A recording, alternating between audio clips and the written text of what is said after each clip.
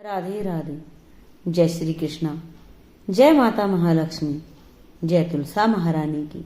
प्यारे भक्तों, आप लगातार हमारे साथ सुन रहे हैं कार्तिक मास महात्म्य। कार्तिक मास में जो भी कार्तिक मास महात्म्य का अध्याय सुनता है या पढ़ता है, उनके घर प्रभु श्री हरि और माता महालक्ष्मी की कृपा सदैव सदैव बरसती है और उनके घर कभी भी दरिद्रता वास नहीं करती है। आज हम सुनेंगे कार्तिक मास महात्म्य का अध्याय 31। यह अध्याय सुनने से माता महालक्ष्मी की कृपा से आपके घर कभी भी दरिद्रता नहीं आती है। बोलो जय माता महालक्ष्मी। कार्तिक मास महात्म्य का यह 31वां अध्याय बतलाए भगवान ने प्रभु सिमरन का सरल उपाय। भगवान श्री कृष्ण ने कहा, पूर्व काल में अवंतीपुरी उज्जैन में धनेश्वर नामक एक ब्राह्मण रहता था।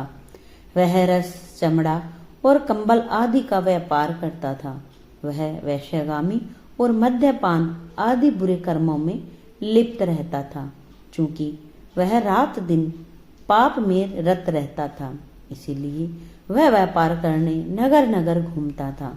एक दिन वह क्रय विक्रय के कार्य से घूमता हुआ महिष्मती पुरी में जा पहुंचा, जो राजा महिष ने बसाई थी। वहां पाप नाशिनी नर्मदा सदैव शोभा पाती है। उस नदी के किनारे कार्तिक का व्रत करने वाले बहुत से मनुष्य अनेक गांवों से स्नान करने के लिए आए हुए थे। धनेश्वर ने उन सबको देखा और अपना सामान बेचते हुए वह भी 1 मास तक वहीं रहा। वह अपने माल को बेचता हुआ नर्मदा नदी के तट पर घूमता हुआ स्नान, जप और देवार्चन में लगे हुए ब्राह्मणों को देखता और वैष्णवों के मुख से भगवान विष्णु के नामों का कीर्तन सुनता था।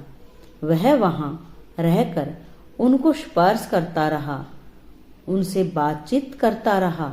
वह कार्तिक के व्रत की उद्यापन विधि तथा जागरण भी देखता रहा। उसने पूर्णिमा के व्रत को भी देखा कि व्रती ब्राह्मणों तथा गौओं को भोजन करा रहे हैं, उनको दक्षिणा आदि दे रहे हैं। उसने नित्य प्रति भगवान शंकर की प्रसन्नता के लिए होती दीपमाला भी देखी। त्रिपुर नामक राक्षस के 3 पुरों को भगवान शिव ने इसी तिथि को जलाया था। इसीलिए शिवजी के भक्त इस तिथि को दीप उत्सव मनाते हैं। जो मनुष्य मुझ में और शिवजी में भेद करता है, उसकी समस्त क्रियाएं निष्फल हो जाती हैं। इस प्रकार नर्मदा तट पर रहते हुए जब उसको 1 माह व्यतीत हो गया, तो एक दिन अचानक से उसे किसी काले सांप ने डस लिया। इससे विह्वल होकर वह भूमि पर गिर पड़ा। उसकी यह दशा देखकर वहां के दयालु भक्तों ने उसे चारों ओर से घेर लिया और उसके मुंह पर तुलसी दल मिश्रित जल के छींटे देने लगे। जब उसके प्राण निकल गए, तब यमदूतों ने आकर उसे बांध लिया और कोड़े बरसाते हुए उसे यमपुरी ले गए। उसे देखकर चित्रगुप्त ने यमराज से कहा, इसने बाल्यावस्था से लेकर आज तक केवल बुरे कार्य ही किए हैं। इसके जीवन में तो पुण्य का लेश मात्र भी दृष्टिगोचर नहीं होता है। यदि मैं पूरे 1 वर्ष तक भी आपको सुनाता रहूं, तो भी इसके पापों की सूची समाप्त नहीं होगी। यह महापापी है, इसीलिए इसको 1 कल्प तक घोर नरक में डालना चाहिए।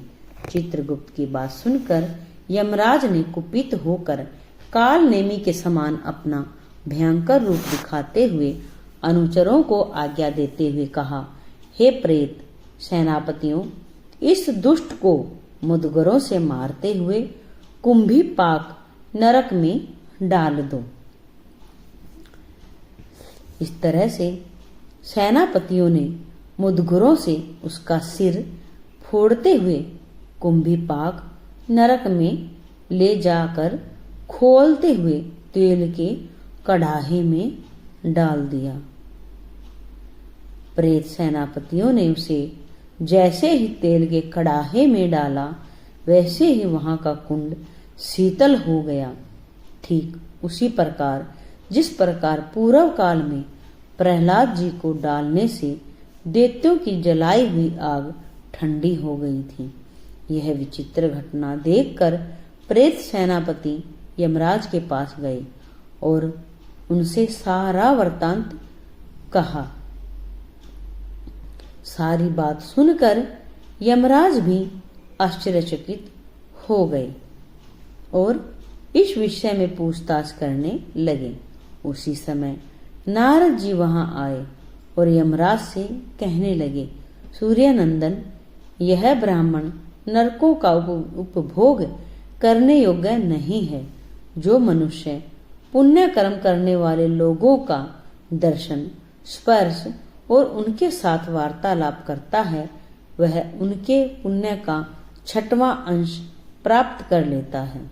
यह धनेश्वर तो 1 मास तक श्री हरि के कार्तिक व्रत का अनुष्ठान करने वाले असंख्य मनुष्यों के संपर्क में रहा है।